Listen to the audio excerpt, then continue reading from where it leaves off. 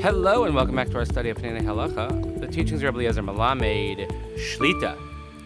Well, here we are, Erev Shabbos Kodesh.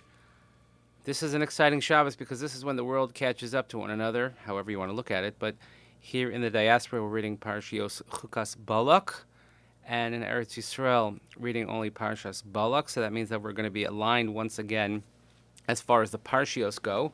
It's a rather uncomfortable feeling, to be honest with you, that Israel and the diaspora are reading different parashios on the same Shabbos, so it's good to be well aligned. And please continue davening for Chayei Tzvagan Israel, for Shalom L'Chol Petzua Yisrael, safety of our brothers and sisters in Israel, and we learn each day Nishmat and Daniel Shimon Ben Harav Daron V'Shel Shem Kam Damo. So the next chapter, Bigdei Ketanim U'Batei Cholim.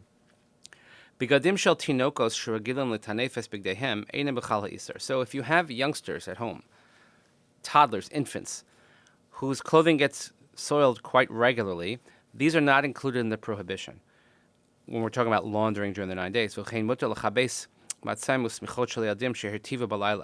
also if you have shmatas or these types of non-disposable diapers, things like that children wear, that if they became wet in the nighttime, then certainly one is allowed to launder them. And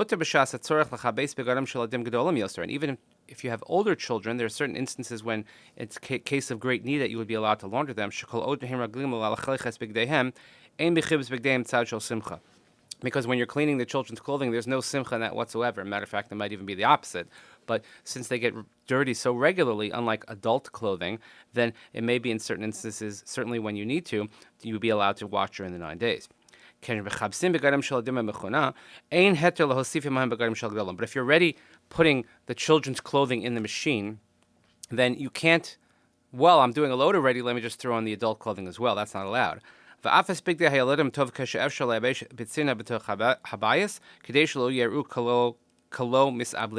And when you are laundering the children's clothing, even though it's beheter, one should try to do so quietly, bitzina, modestly, so that it doesn't appear as if we are not mourning. People don't realize perhaps the laundry that you're doing. If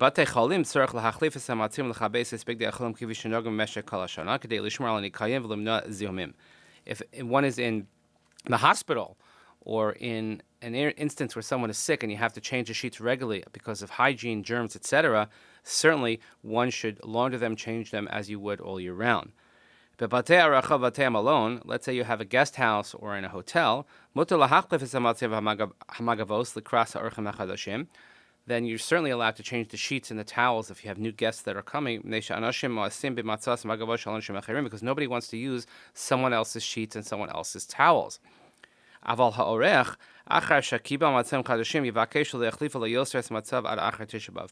if you're a guest in one of these guest houses, you should ask as the guest not to change the sheets until after Tisha B'Av.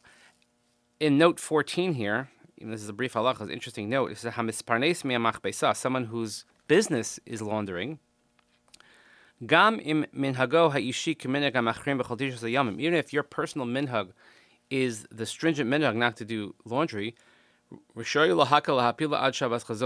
certainly he could still work until Shabbos Chazon, meaning until the week in which Tisha B'Av falls, because he can certainly do laundry for those who are lenient, even if he's not doing it for himself. And even